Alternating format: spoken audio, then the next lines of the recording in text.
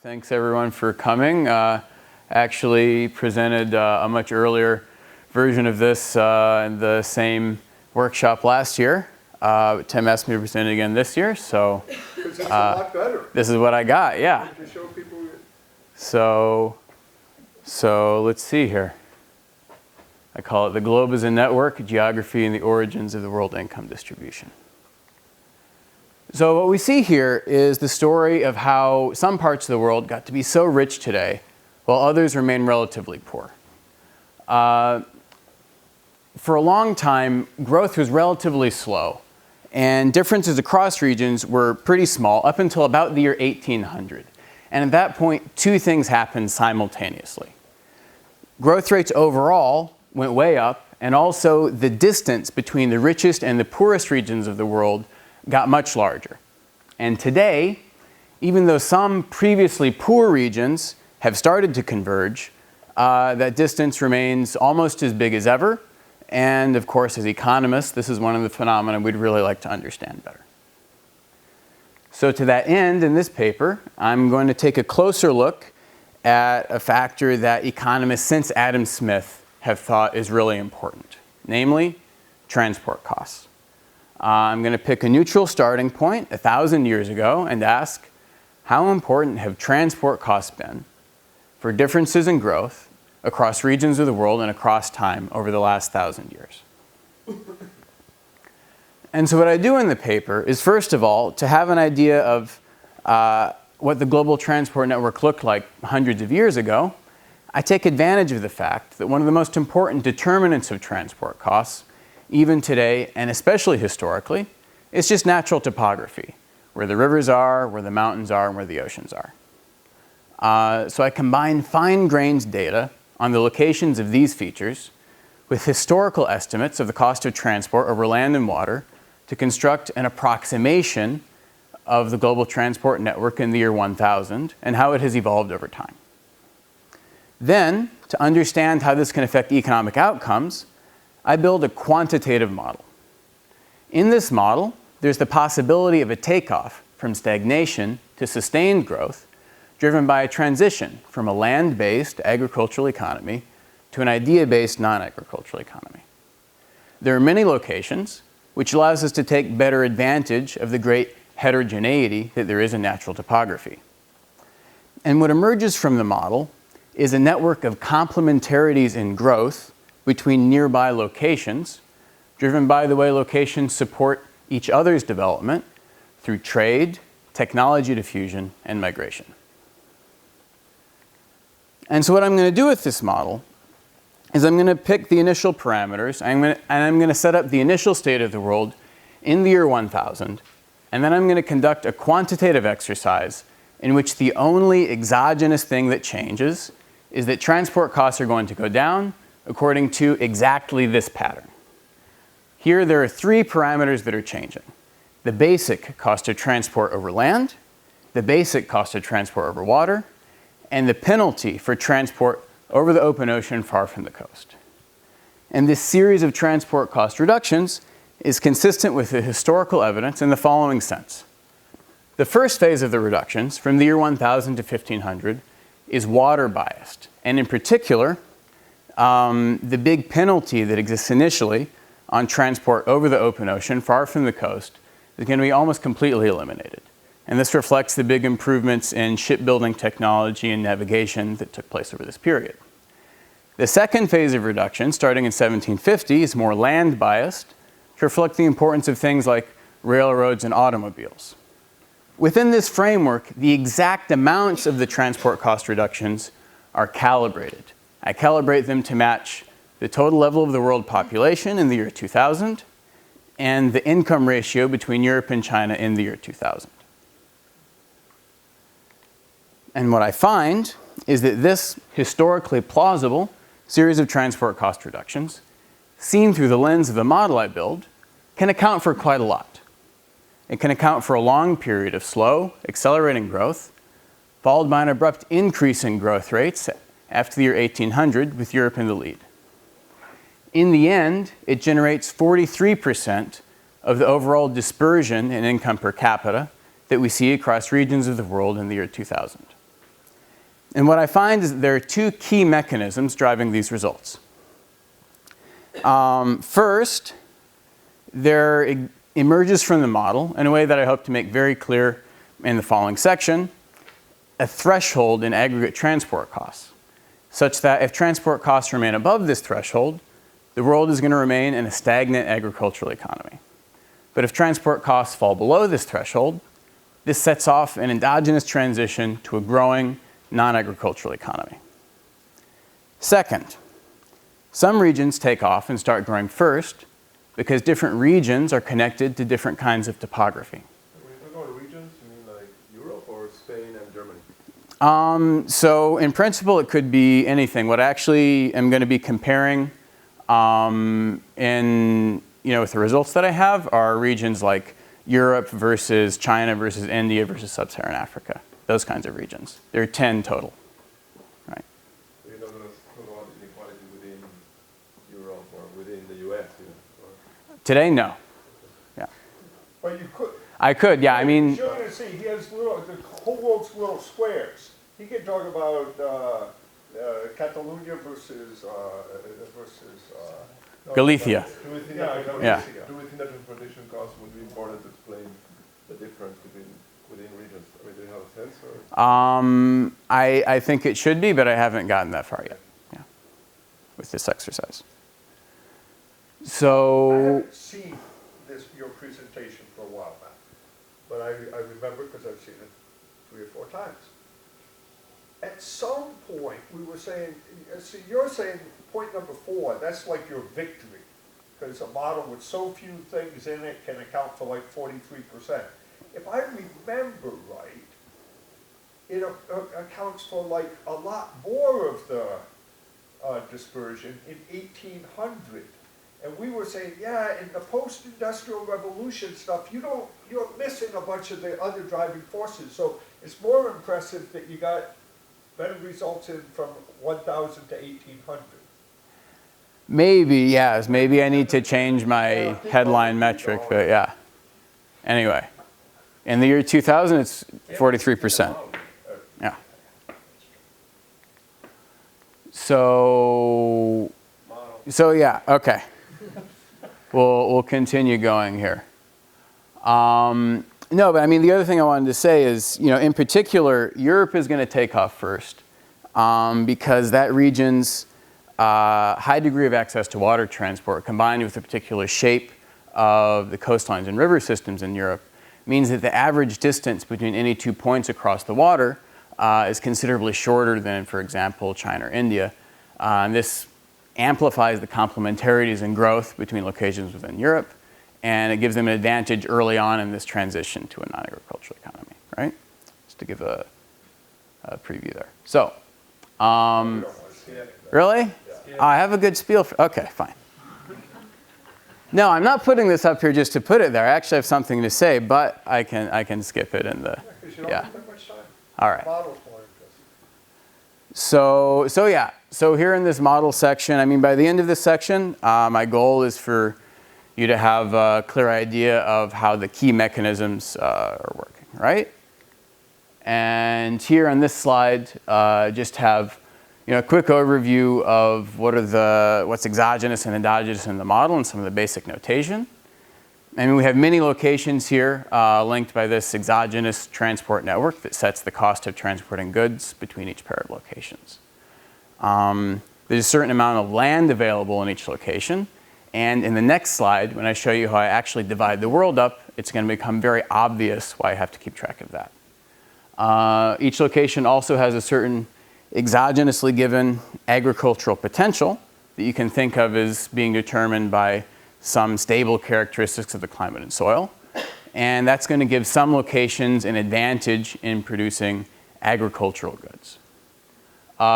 Each location also has access to a certain stock of ideas that's determined endogenously as the result of innovation and diffusion.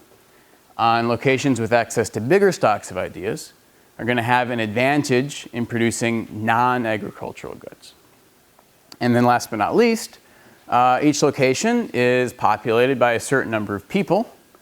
Those people are endowed with labor which is used to produce goods and invent ideas. And then where do people come from? They're born and they move around. Right? So this is just to give you a concrete visual picture right away of how I'm eventually going to take this model to the data. So this is a grid of 3 degree by 3 degree squares or quadrangles because it's on a sphere. Each one of these pieces is about 300 kilometers north to south. On the equator, they're about 300 kilometers east to west. In Norway, they're like 150 kilometers east to west because as you get closer to the poles, the longitude lines get closer together.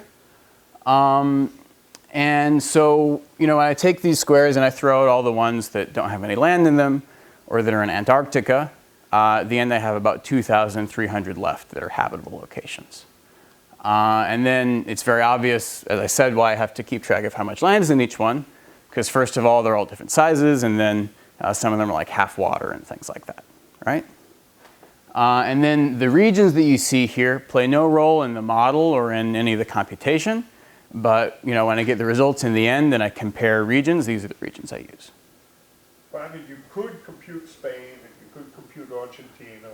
Sure, yeah, it'd just be a different set of, yeah, exactly. All the results are going to be at the grid score level. And so this is to give you an idea of some of the topographical data I'm using. Here are all the navigable rivers and bodies of water that I use. And you can see here right away, some parts of the world like India, China, Europe have relatively long coastlines relative to their landmass and are relatively well penetrated by navigable rivers. Whereas some other parts of the world, like for example, Sub-Saharan Africa, have relatively little coastline relative to their landmass and have relatively few rivers. And for example, like even here, the Congo River in Africa is actually really great for inland transportation, but it doesn't even connect to the ocean. And that's because, even today, there's just these 100 kilometers of completely impassable rapids right before the coast. And I take that into account, right? Removing that section.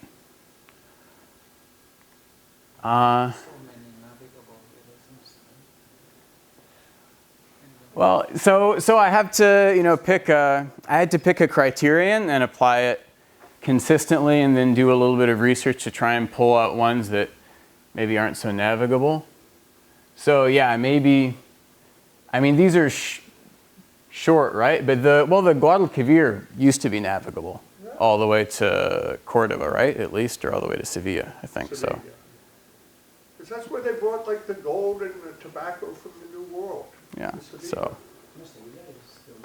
Yeah. Oh, Cordoba is farther up, right? And it used to go all the way to Cordoba, that's right.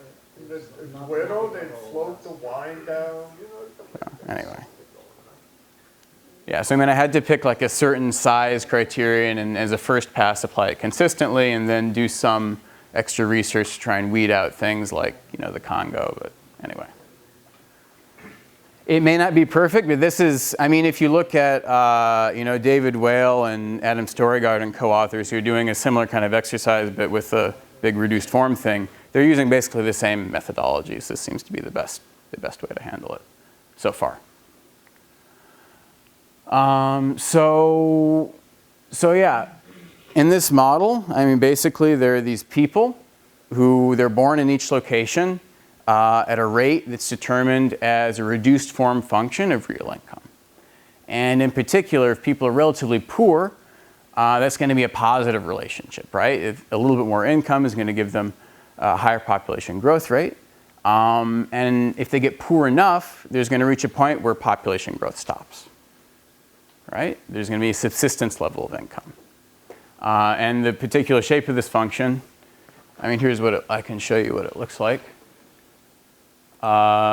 It's this function. I estimate it with some data on birth rates, death rates, and income per capita for many countries that I have from this other paper, right? So, and then, what comes out of the estimation is there's a little, demographic transition built in there, and then after a while, it doesn't matter how rich you are for your fertility. But then here's the subsistence level of income, right? If you get down this far, your population stops growing. So once they're born, these people are going to choose where to live based on the opportunities they see around them and some migration costs that are determined by transport costs. And then once they decide where to live, they're going to exchange their labor for wages and choose how much of each good to buy. And by the way, there are many varieties of both agricultural and non-agricultural goods, and locations vary in their suitability for producing each individual variety. So what's going to happen when locations have more access to trade with other locations is they're going to specialize more in producing just those goods, both agricultural and non-agricultural, that they're best at, and import more of the others, right? And then these goods are produced by firms using people's labor as one of the inputs. And firms are also going to spend resources on innovation, which is going to give them the private benefit of increasing their current productivity. And then, as an externality, some new ideas are going to be invented. And when you integrate over all these individual firms producing all the different individual varieties in a particular location, the total number of ideas invented in a particular period is going to be given by this expression. Basically, optimally, they're always going to dedicate a certain fraction of the available labor to innovation, so it's going to be proportional to the amount of labor you have available in that location. So if I move, I take my technology with me, or I guess you're going to get there. So if I move, I take my innovation with me, or how? No. So that's a strong simplifying assumption that's made, is that the ideas are attached to a location, they're not attached to people. So if people move, diffusion and migration are going to be correlated because they're both affected by transport costs, but people moving is not going to take the technology level with them. So then, what happens to these ideas is, the next period, they're added to the idea stock in that same location. Then with some probabilities that depend on transport costs, they may spread to other locations and be added to the idea stocks there. And then once an idea arrives in a location, it can continue to spread from there. So in this way, ideas spread like a virus. And then what you can do is, once you know these primitive diffusion probabilities between a pair of locations, then recursively you can calculate these theta ijs's, which is the probability that a particular idea will have diffused from I to j after s periods, taking into account all the possible paths of intermediate locations that the idea could have followed, and also taking into account it can only diffuse once, you don't double count it, right? In this dynamo, why don't you just make it a certain fraction goes smoothly? Well, law of large numbers, it ends up being equivalent to that. Well, how many ideas do you? There's a continuum of ideas, so there's a mass of ideas that's being invented each period. I see. So it is really just a is that? Yeah. And the ideas, where's the idea function again? Are the ideas distinct, or is it some aggregate thing? Right, so I have a link in here somewhere. How does all the primitive bunch of ideas map into one function somewhere? So basically, these are all the individual ideas, so for your innovation effort, you get a certain number of ideas and you integrate, and you end up with this function, right? So it's like there's a certain number of ideas invented by each individual firm, and that ends up, it all adds up. He's going to end up with Eaton quarter setup for production and trade and everything like that, and then you're just going to integrate. But these are innovations to individual firms, if you want to think it. But there's a continuum. So each firm is putting in this innovative effort. It gives them a certain increase to their productivity today, and then as an externality, they invent some general purpose ideas that are in proportion to whatever effort they put in. And then those get added up for the next period, and then they apply to all product categories equally. all So non-agricultural. show me with the math all those words you just said. Okay. What was what that you just said? So here is so they observe the particular productivity shock that they have for the good that they're producing. They put a certain amount of labor into innovation. They use some land in innovation because they need some laboratories or whatever.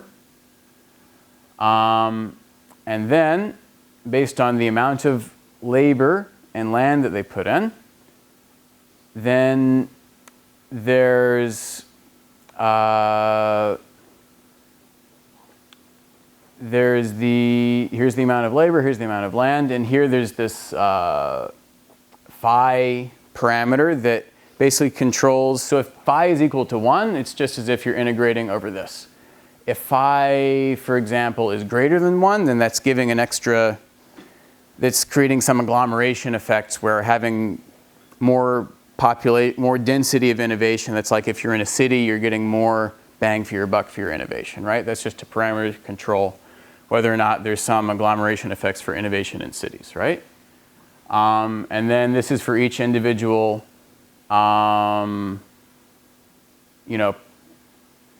representative firm producing each goods variety in the particular location, and you integrate over them from 0 to 1. That's all the continuum of product varieties. And you get that it's going to be some fraction of, this combination of the amount of labor you have and the amount of land you have in the location. And where's the spillover from the other locations? So that comes dynamically. Within a single period, there's no spillover whatsoever. And that's just an assumption. Okay. So dynamically, though, you're going to get idea diffusion from these other locations, which, given these primitive diffusion probabilities and the fact that once the idea for the printing press diffuses from Germany to Spain, it can then jump to Argentina from Spain. It has to go through a physical path. It could go directly from Germany to Argentina, right? So it could potentially go anywhere, but then once it diffuses to an intermediate location, then that acts sort of like as like a repeating station for a radio signal. Where's the equations that have that? The derivation of the recursive derivation of these probabilities, you mean? Adding over all the paths of all the way it can get there. Somehow? So I don't have a hidden slide with all of that that I can show you, but I can write that down for you during lunch if you want. But it's not here. It's not here, no. Okay. This is just once you derive those probabilities, then you're summing over, then basically the stock of ideas in a location at a point in time is you're summing over all the innovation that happened in each other location at every point in the past, discounted by the probability that those ideas will have arrived after that many periods, and discounted by the probability that they're actually still relevant, because all ideas face a constant hazard of obsolescence. The way you're explaining it makes it sound wildly complicated. So you must have done something I'm missing, because if Tim had an idea, he's sitting in some country, then his idea goes a little bit to the right to another place, a little bit to the left, and then I get it. I have to go back and track that original idea, draw the possible paths, and if I got it twice, so to speak, I got it from the left branch to the right branch. The second time it comes in, I already have it, so I don't count it and all that somehow magically in there. I just put it on some other slide. It's like it's what you were just telling. As opposed to going into a lots stock. of integrals. As opposed to going like into a stock, and then the stock filters down. But then I lose track of the individual components of the idea. So what makes it simple to write down, but not necessarily to compute, is the fact that this is like orthogonal to everything that's happening endogenously in the model, right?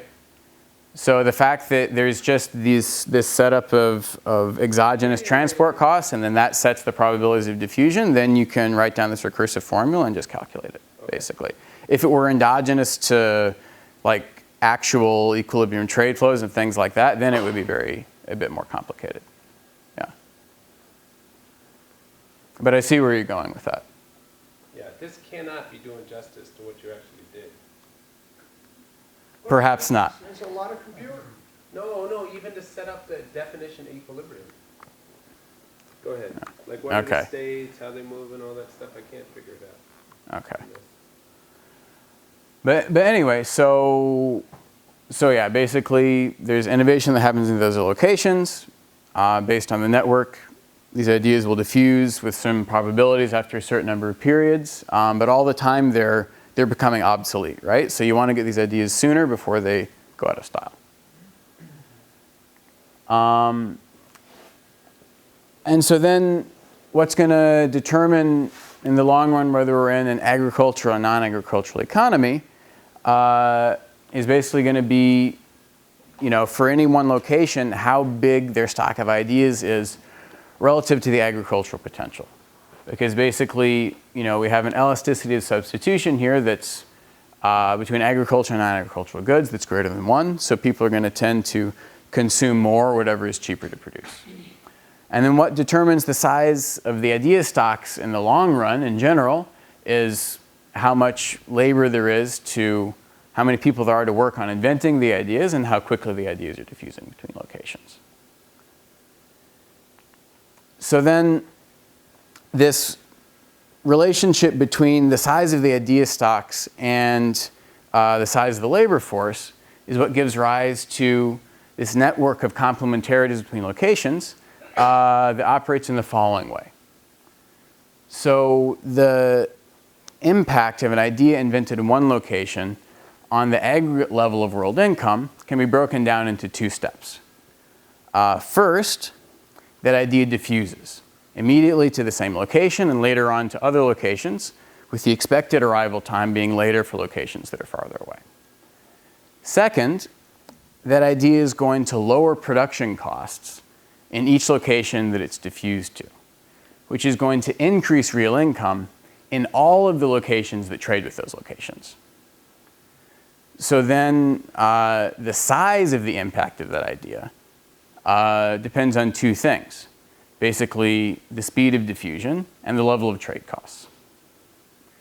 And then in addition to that, each one of those locations that now has higher real income because of that idea is going to experience some additional population growth, and then some of that additional labor force is going to be used to invent some more ideas, which are then going to also increase real income in the original location through the same process.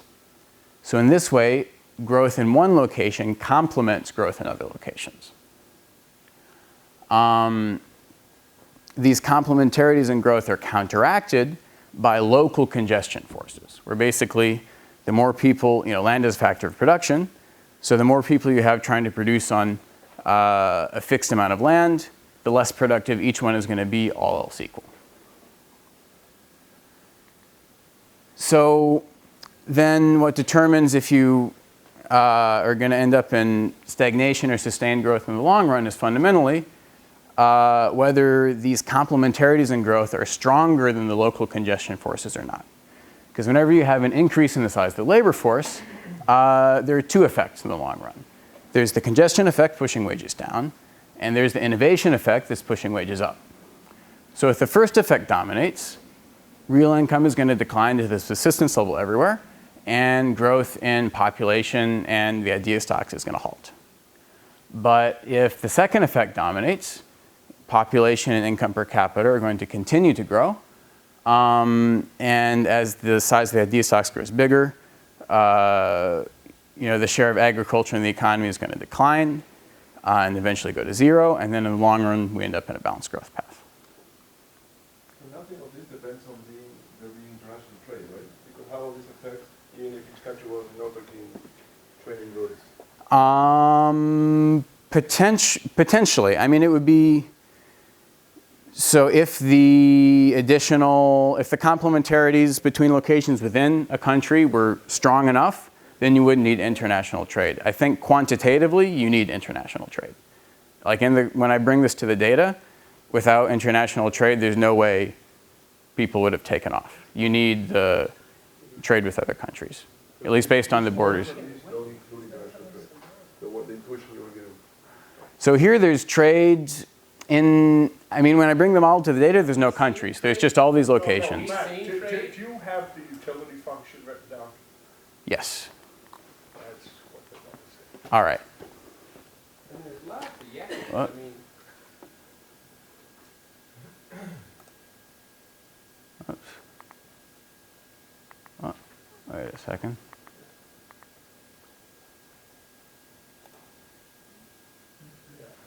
So here's the utility function.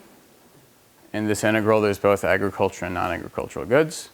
There's a certain fraction of each. Then there's also an additional congestion effect that just depends on the population density. And then, so... No, but Yeah? stop. So this is what Ariel was asking, and this is what Patrick asking. You could produce all those goods at home. But, because this is going to be an Eaton Corner style thing, and for something that depends on geography, the comparative advantage too, other guys are going to be better. So you're going to be a lot better off if you trade. And in principle, you trade with every other box in the world. It's just, you know. have you explained all this? I'm confused. Have Yeah. you explained the production structure like Tim just said already? You think you have? You, I think so. Yeah, there's, so there's... You said each place draws blank according to this distribution, et cetera, et cetera. You went through all that already?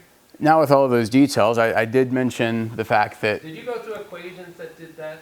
I did not. You I did think not. Hacking is just going to somehow go into our brains and we understand what's going on behind it, like it's some giant machine. Well, in the interest of time, I thought I'd... Equations are faster than words, always. Okay. Well, here are equations. Okay, They're... what are the assumptions? So what are the assumptions? There's an assumption that there's a certain fraction of agricultural, a certain fraction of non-agricultural goods, that in each time period, in each location for each good, they're drawing a shock from a type 2 extreme value distribution. And that then the expectations of those shocks for agricultural goods depends on the agricultural potential. It's IAD, so you can be great in one period, horrible the next period? Yes, but there's a continuum of goods though, so. Didn't have to keep track of it. Okay. Yeah, so what matters is the average, right? What matters is the expectation, and the expectation is shifted up or down by two different things for the two different kinds of goods. For the agricultural goods, it's shifted up or down by the agricultural potential, which is fixed, and for non-agricultural goods, it's shifted up or down by the stock of ideas, which evolves endogenously. Okay. And if trade barriers are lower, then people are going to trade more because there's this, they all have different shocks for the different goods in the continuum. Okay. Yeah. Matt, Yes. so still to clarify what this discussion, what you've shown us so far, all the diffusion of ideas, etc., this does not depend at all on trade at all taking place. Yeah. It depends on transport costs, which you exogenously specify, but it doesn't depend on trade. But innovation may depend on trade. Yes. I trade more, I innovate more, and then that's going to diffuse more. So that's the interaction between them. That's how trade contributes to. Yes, I mean trade will increase your real income, which will lead to more population growth, which will lead to more innovation. Yes. And also, I mean, so my idea. I'm confused too about the way you get ideas. If you spend a higher fraction of your effort in a smaller number of goods, do you learn more? Is it all linear? I lost that part. No, so the. Suppose it's two goods. Suppose it's like two goods. And in situation one, you're spending almost 100% of your effort in good one, and you're importing good two. The other one, you spend the same total time, and you do 50-50. Do you produce the same? How does the production of ideas comes out of that? Does it Right. work differently? No, so the simplifying assumption that's made is that I'm producing socks and computers. Yeah. I produce a lot of socks and no computers. I come up with some really good ideas for how to produce socks, and they apply equally well to producing computers in the next period. It's all general purpose technology that's getting invented. Then you should answer my other question differently. Because when I asked, did you trace individual goods and what happened, how did it aggregate, you assume that all ideas are general purpose. Is that right? Oh, so that's what you were asking. Sorry, I didn't said if I you didn't could listen track well enough. how every red sock goes through all this thing to my red sock, and differently from blue sock, and then I have to do that from 2,229 locations. I said it'd be god awful horrendous, and you just said I don't do any of that crap. What I just say is you come up with something for red socks, and it applies to donuts over there as equally well. That's right. Yeah, you could answer that a half an hour ago. But anyway, carry on. Okay. Yeah. No, that's You right. don't have the same state. Otherwise, the state would be god awful. I think that's right. Since you never wrote down the state, I couldn't sort that out. No, the 8 is the stock of ideas at the location, but the stock of ideas are general purpose ideas. And, you know, I mean, I think with the stuff that like Paco Buera and Ezra Oberfield and others are doing, there's a way to have it for individual goods. If you had it the other way, it would be way more, well, not trade, but it would be because the way you specialized would then affect the way you come up with socks ideas, and the way you came up with socks ideas would then spread. It would all be connected in a way, more connected to trade than it is, I think. Now it's only like the level. It's only because like the level of kids and the more people and all This that. was Ariel's question. Yeah. Is you could get the spread of ideas and everything like that with no trade at all. Yeah, yeah. However, Well- it would be poorer, Yeah. so it would just be a lower level. No, I meant if specialization meant you did all socks, and if you do all socks, you learn faster in socks. No. And then a socks idea spread, it would be different. And you, anyway, keep going. You gotta Well- clarify that when you. Okay. And I mean, but I also want to clarify one other thing, which is that the way I think about ideas spreading is through trade, right? And the way I'm thinking about these transport costs, technically no, but that's how I think about it. And then having it depend on the transport costs, which also determine the level of trade, is a way of having those two things be correlated without having an extra loop or two loops in the computation. But if you put tariffs in the trade, you'd still have the gammas going through the ideas, but not through the goods. Right, well, and I have a very general concept of transport costs where I would think if there are tariffs, then that's also going to affect the diffusion of ideas. So it's like basically transport costs is determining the level of contact you have with these other locations. If you have more contact, you're going to trade more ideas are going to diffuse. Explicitly, the two things aren't connected, but I think of them as being connected, right? It's got to be done in about 10 minutes. 10 minutes, okay. I can do that, I think.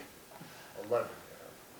So, yeah, and that's basically what gives rise to this threshold of aggregate transport costs, because if the transport costs are low enough, then that makes the complementarity between location, that means the diffusion is fast and trade costs are low.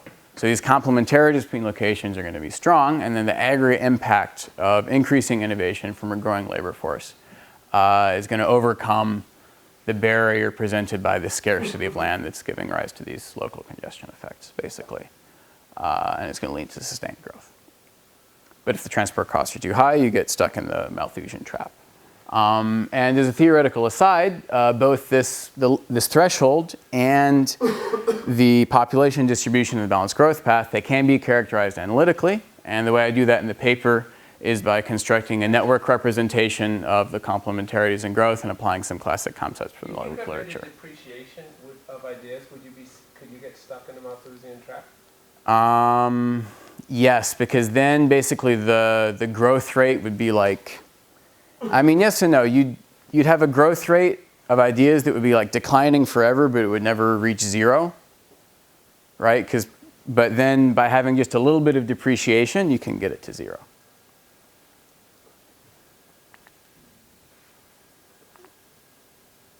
So yeah, I mean, this assumption that there's some depreciation of ideas that's convenient, but it's not really essential. So for the quantitative exercise, I mean, this is just a review of some of the data sources I'm using, for the model inputs and for the model outputs to compare. I mean, key things, the agricultural potential I'm taking from some estimates from the ecology literature. And then I gather information from a variety of sources on, the locations of rivers and bodies of water, terrain ruggedness, wave heights, and I put all that together. And then So to give you an idea of how I compute the transport network, this is like the Texas-Louisiana border. These are the rivers, that's the Gulf of Mexico. These are actually 1 degree squares, but the principle is the same for the 3 degree squares. And so what I do is for each distinct piece of land in each square that it occurs in, I put a land node. And that lets me keep track of the fact that the mainland here and this island are not connected in spite of the fact that they're in the same square. Same for the rivers. For each distinct river system in each square that it occurs in, I put a river node, which allows me to keep track of the fact that these two rivers are not connected in spite of the fact that they're both running through the same square. And to give you an idea, this is a small innovation. Basically what people were doing before is to keep track of the fact that these rivers aren't connected. They would divide this big square into like many smaller squares, which works fine, but it's way more computationally intensive, right? So this allows me to keep track of the same details with much lower computational cost. I do the same thing for the bodies of water. And then, there are these connections between land nodes. And then if you want to move from land to water or water to land, you have to pay a transshipment cost to move all the things on or off the boat. Then you move between, along the river network. So this is the full, network of connections, of primitive connections. And then there's an algorithm that will, figure out which one of these possible paths through the network is the cheapest one, given the parameters that determine the cost of each one of these individual connections. And then those least cost paths get transformed into iceberg transport costs according to a calculation that's standard in the spatial literature. But how is in 1 unit? Like in miles or in millimeters? I mean, that's gamma. So there is a cost per unit of distance for each mode of transport. And it's modified by terrain ruggedness and whether you're close to or far away from the coast and things like that. And then, so there's, this cost, and then that gets, transformed into this iceberg transport cost. I mean, technically, so there's this cost, and you assume a certain good has a unit price, and then that becomes an iceberg transport cost, right? But those are the units. There's a cost per unit of distance. Is that clear? Or Matters for gamma, clearly, right? I mean, what unit you use?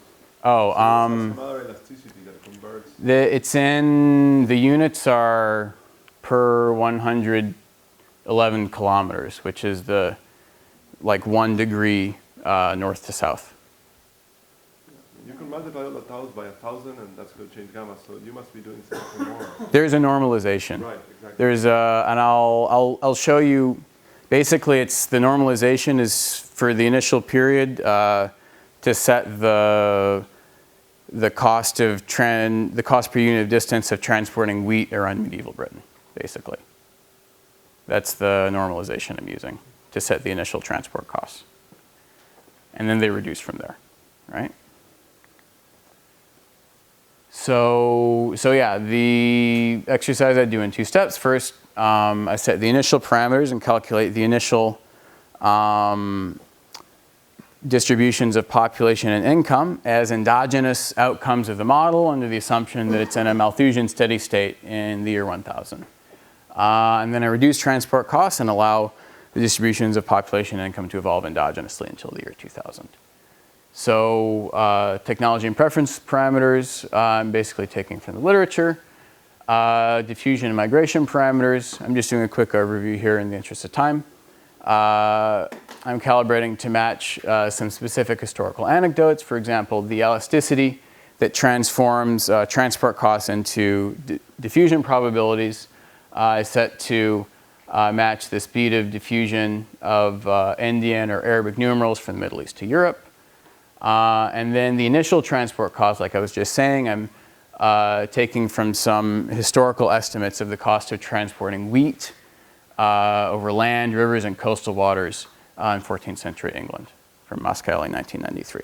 So the diffusion elasticity doesn't change over time? The elasticity, no, but the diffusion. Endogenism that makes ideas diffuse faster over time.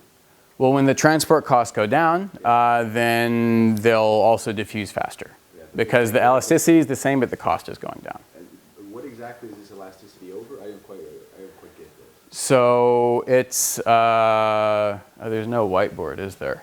No, but just like a change in X relative to change in Y. What are X and Y? So it's like you have the 1 over the, you have 1 over the iceberg transport cost, gives you a number between 0 and 1. Okay. And then that gets turned into a diffusion probability by putting an exponent on that. This is the change in diffusion probability relative to a change in cost of transport. Yes, Okay. exactly, yes. And you have migration data going back on the 1000. I have data on where people were living, not specifically on migration though. So Matt, Yes.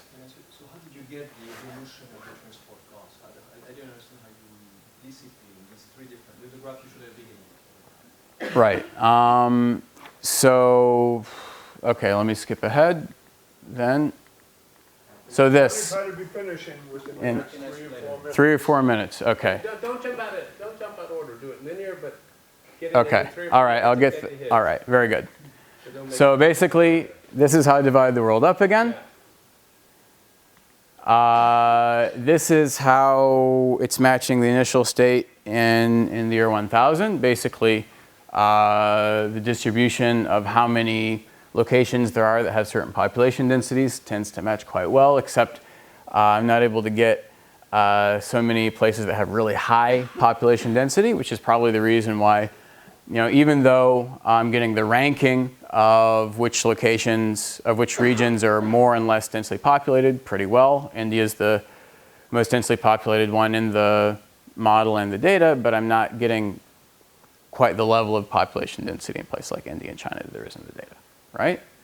But basically, the variation, you know, across these regions as far as who's more developed at this point in time, I'm, you know, capturing most of that variation. It's basically because, you know, Europe, India, and China, they have better access to water transport and better average agriculture potential than places like Central Asia and Sub-Saharan Africa.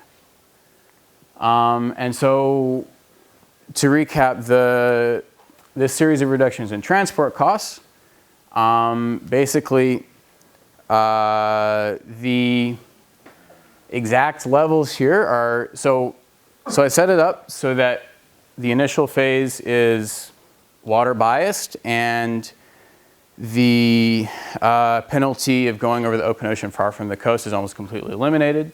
And the second phase is more land biased. And then the exact levels I'm calibrating to match the total level of the world population in the year 2000. So there's 6 billion people at the end.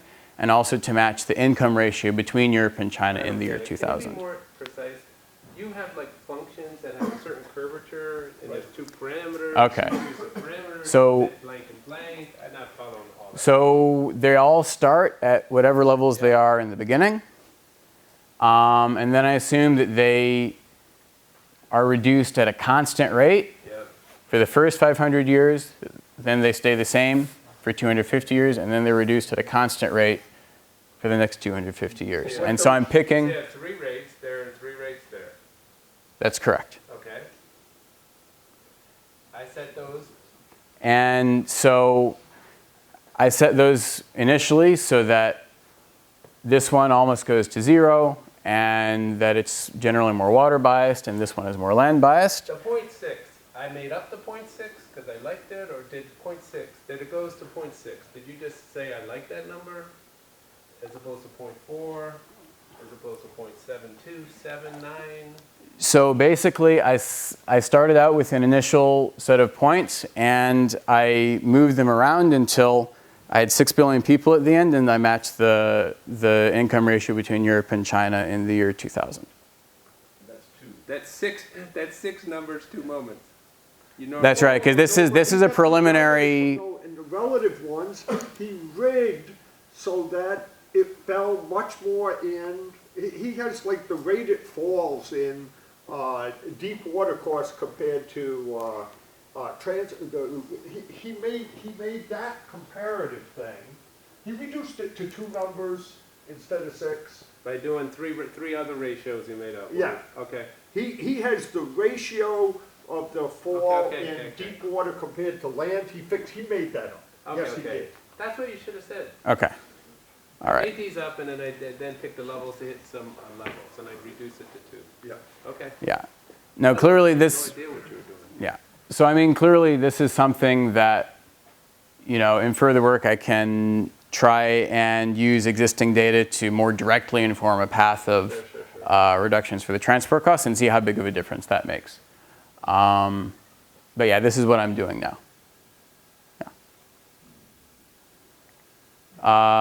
And what this yields, I mean, it matches the evolution of income dispersion quite well, including the big increase up to 1800. In fact, it matched it almost exactly until 1950, right? And at that point, during the 20th century, basically there's more convergence between the really poor regions of the world and the rich regions than there actually is in the data. Confused now. So you have these grids. You have all these points.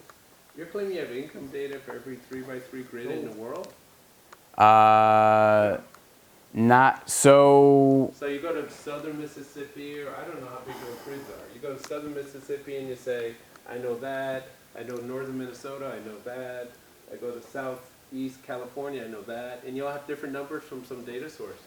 So I'm using the Madison 2010 database, which basically that You're gives. assuming everyone in the U.S. is the same or something. Yeah, it's in fact going back here. It's assuming everyone. I'm confused. Your model's going to have all this rich stuff about if you live by the Mississippi River in the U.S., you're going to be richer than some guy who's living in Colorado who's not next to anything. Are you have that in the model if you simulate it by all these particles. In your data, you going to have anything corresponding to that? Not in the year 1100, but one of the things In that. the data, you're going to have 10 regions. That's right. And then the model is going to add up all of his little squares into the same 10 regions. Then why did you bother with all the thousands of points? Why don't you get it done to Because if I don't have all those thousands of points, there's no way to capture the heterogeneity in the way these regions are connected internally into each other. No, you know what you do, man? By taking Europe as a block and India as a block, I miss all of that difference in topography. No, you know what you do? Do 10 blocks. And show that you get much better results with all the detail. Okay, sure, but I mean. And this is exactly what we can discuss over lunch. Okay. Do you have something you wanted to say to Ed? But now you have a different interpretation. Okay, so you would get this matching, but now you can tell a story about why it matches, which is that there's different access to communication in the different 10 regions anyway over lunch. Yeah, exactly. I mean, because if it was just 10 blocks, there's. About why it happens. Yeah, I mean, the difference in access to rivers and coastlines and everything would almost completely disappear. You realize that's confusing. You have this model that has this super rich micro detail. You went to gory detail about the, about this little thing about you crossed over a river, you didn't cross over a river, you went here, you counted, all this gory But that's detail. exogenous. You have a computer program for all this That stuff. doesn't match. No, but then all these ideas are fusing differently over each little block. And at the end you say, here's these 10 numbers I'm matching out of the whole thing or something. Anyway, So, I mean, I think the big takeaway is that, it's confusing. I mean, basically, what we have is a model of how all these little connections between, within these regions and between the regions matter, and that accounts pretty well for the differences in, the divergence in income over the long run. Try And this. What if you went to every of the 10 blocks and you came up with like an average distance and you ended up taking all the micro heterogeneity, pre-model, and map it into like a small number of numbers per block, and then the computers was only over the 10 blocks once you did that first level of. so You don't have 2,249 points, of which you only show 10 things at the end. Anyway, carry on. So yeah, I mean, I can do that and show how well that matches. I can also, with the 2,249 points, that also gives me a lot of over-identification tests that I can do, especially like during the 19th and 20th centuries when we have data for trade routes, trade volumes, migration flows, and things like that. So that's another advantage of having more points. Thank you very much for your attention, and we can discuss more over lunch. Okay, so let's take an hour break and then come back for more.